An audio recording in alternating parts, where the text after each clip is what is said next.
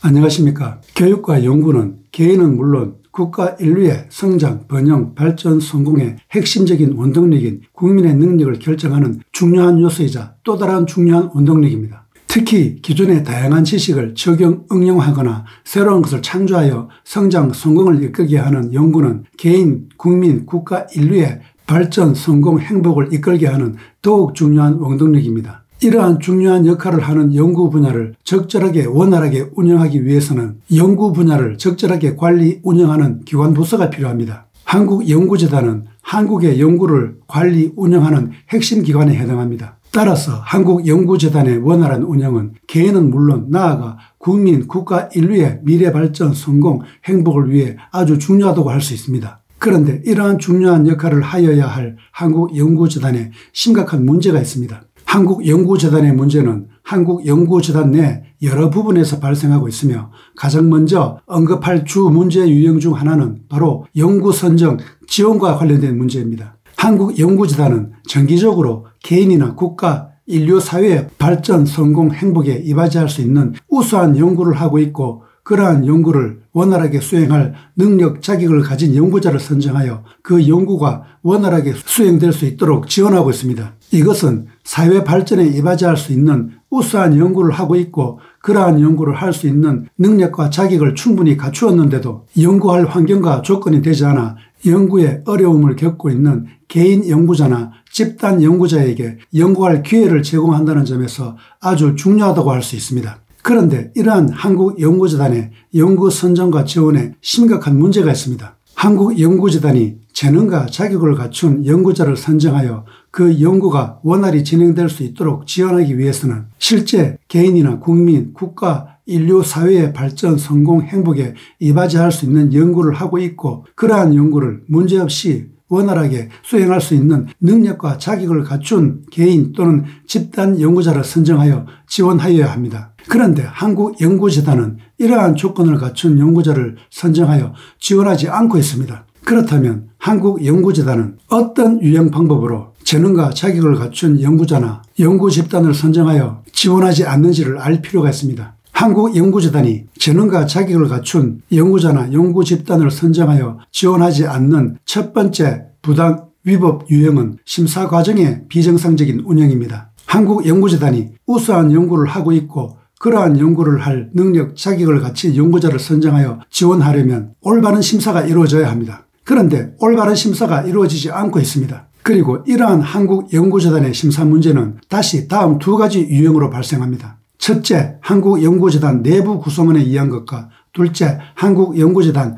외부 구성원에 의한 것으로 나눌 수 있습니다. 한국연구재단의 내부 구성원은 바로 한국연구재단에 소속되어 근무하는 구성원을 의미합니다. 외부 구성원은 한국연구재단에 소속되지 않은 외부인을 의미합니다. 지금부터 한국연구재단의 내부 구성원과 외부 구성원의 문제에 대해 방송하도록 하겠습니다. 그런데 시청자 여러분은 한국연구재단의 모든 문제에 왜 외부 구성원이 개입되어 있는지 의문이 들 수도 있습니다. 한국연구재단의 문제에 외부 구성원이 개입될 수밖에 없는 이유가 있습니다. 그 이유는 한국연구재단은 내부 구성원의 힘만으로 한국연구재단의 역할을 정상적으로 수행할 수 없기 때문입니다. 한국연구재단이 내부 구성원의 힘만으로 자신의 역할을 정상적으로 수행하려면 한국에 존재하는 모든 연구 관련 분야에 대한 지식과 정보를 알고 있어야 합니다. 그것도 적당히 알고 있어야 하는 것이 아니라 자세히 많이 알고 있어야 합니다. 그런데 한국연구재단 내부 구성원은 그러한 지식과 정보를 가지고 있지 않습니다. 그렇다고 이것을 해결하기 위해 그 많은 분야의 전문가를 모두 채용할 수도 없는 상황일 것입니다. 이 때문에 외부 구성원의 도움이 필요합니다. 한국연구재단의 구성원이 어떤 올바르지 않은 비정상적인 유형 방법으로 심사를 운영하는지를 알려면 먼저 각 구성원이 하는 역할이 무엇이며 그 구성원이 어떻게 구성되어 있는지를 알 필요가 있습니다. 먼저 각 구성원의 역할부터 언급하도록 하겠습니다. 첫째는 행정적인 역할입니다. 연구자를 선정하여 지원한다는 공고를 하고 지원자의 지원서를 수집하고 정리하고 신청 요강에 근거한 신청 자격 충족 여부 등을 전산 시스템에 의해 평가하는 역할을 합니다. 둘째는 심사할 수 있는 능력, 자격을 갖춘 외부 심사자를 파악하고 파악한 심사자와 섭외하여 심사를 요청하는 역할을 합니다. 셋째는 지원하는 연구자의 능력, 자격을 심사하는 역할입니다. 온라인을 통해 지원자의 전공에 따라 평가하며 연구의 창의성 및 연구의 우수성 등을 평가합니다. 실질적으로 지원자의 당락을 결정짓는 아주 중요한 과정입니다. 넷째는 평가 결과 등을 종합적으로 검토하고 최종 합격자를 선정하는 역할입니다. 다음은 내부와 외부 구성원이 어떻게 구성되어 있는지 알아보도록 하겠습니다. 한국연구재단의 내부 구성원은 일반적인 기관과 같이 행정적인 역할에 따라 구성되어 있습니다. 중요한 것은 외부 구성원의 구성입니다. 이 외부 구성원을 주목할 필요가 있습니다. 이유는 심사의 문제는 바로 이 외부 구성원의 문제와 더욱 깊이 관련되어 있기 때문입니다. 심사 과정뿐만 아니라 한국연구재단의 다른 모든 문제도 바로 이 외부 구성원이 더욱 관련되어 있습니다. 한국연구재단의 외부 구성원은 다음과 같이 세 부류로 구성되어 있다고 합니다. 첫째, 한국연구재단에 소속되어 있는 상태에서 심사에 관여하는 외부 구성원입니다. 이 외부 구성원은 다시 한국연구재단에 고용된 형태로 소속되어 있는 외부 구성원과 고용되지 않은 형태로 소속되어 있는 외부 구성원으로 구성되어 있습니다. 고용된 형태로 소속되어 심사에 관여하는 외부 구성원은 이미 다른 곳에 취업하고 있는 상태인데 기존 다니는 직장을 휴직하고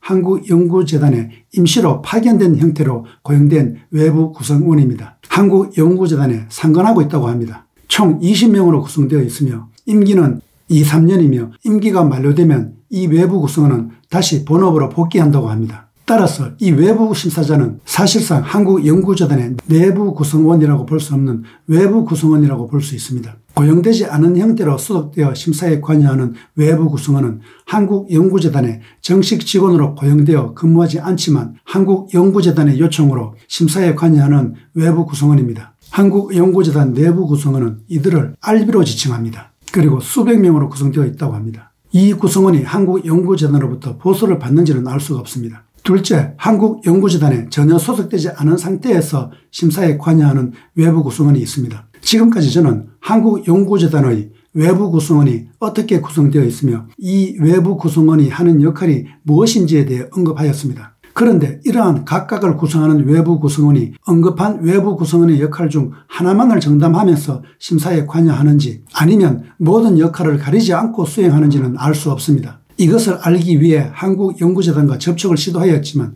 한국연구재단은 과거에도 그랬던 것처럼 저의 접촉 시도에 응하지 않고 있다가 최근 수용하였습니다. 답변이 오는 대로 다시 방송하도록 하겠습니다. 개인적인 생각으로 행정적인 역할은 내부 구성원이 담당하며 심사할 능력, 자격을 가진 심사자를 파악하고 그 심사자에게 심사를 의뢰하는 역할과 평가 결과를 종합적으로 검토하고 최종 합격자를 선정하는 역할은 외부 구성원이 하는 것으로 알고 있습니다. 지금까지 저는 외부 구성원의 역할이 무엇이며 외부 구성원이 어떻게 구성되어 있는지에 대해 언급하였습니다. 그리고 바로 여기에 심각한 문제가 있으며 어떤 심각한 문제가 있는지를 앞으로 방송할 것입니다. 그렇다면 여기에서 또다시 제기되는 의문이 있습니다. 외부 구성원의 정체가 무엇이냐는 것입니다. 외부 구성원의 정체가 무엇이기에 한국연구재단에 그렇게 많은 영향을 미치고 있느냐는 것입니다. 그 외부 구성원의 정체는 바로 대학의 교수입니다. 물론 다른 구성원도 있을 수 있지만 대부분 대학 교수로 구성되어 있습니다. 즉 내부 구성원과 함께 한국연구재단에 심각한 문제를 유발하는 외부 구성원은 바로 대학의 교수입니다. 시청자 여러분은 대학 교수에 대해 어떻게 생각하십니까? 대학 교수는 한국 사회에서 인정받고 존경받는 직업 중의 하나입니다. 그리고 누구보다 높은 전문성이 요구되는 직업입니다. 그리고 한국 내 거의 모든 분야에 영향을 미치며 영향을 미치는 정도 또한 상당합니다. 한국 사회에서 대학 교수에 영향을 미치지 않는 곳은 거의 없습니다. 일례로 중요한 결정이나 자문등을 할 때 대학 교수가 개입되는 경우가 많습니다. 그리고 대학 교수는 한국의 성장, 발전에도 많이 기여하고 있는 것도 사실입니다. 그런데 이러한 중요한 역할을 해야 할 대학의 교수가 반대로 한국 사회에 심각한 부정적인 영향을 미치고 있습니다. 사실 현재 제가 방송을 하는 목적은 부패 위법 행위에 의해 피해를 당한 피해자가 그 피해로부터 벗어나지도 구제받지도 못하게 하고 부패 위법 행위를 만연하게 하고 만연하는 부패 위법 행위를 막지 못하게 하는 핵심적인 주체를 알리는 것입니다. 그런데 대학 교수가 바로 이 핵심적인 주체 중의 하나에 해당합니다. 물론 대학 교수가 어떤 문제를 유발하고 있으며 그렇게 주장하는 근거, 증거 또한 앞으로 방송을 통해 알려드릴 것입니다. 다음 방송에서는 한국연구재단의 구성원이 심사와 관련하여 어떤 부패 위법 행위를 자행하고 있는지에 대해 방송하도록 하겠습니다. 저의 방송을 시청해 주셔서 감사합니다.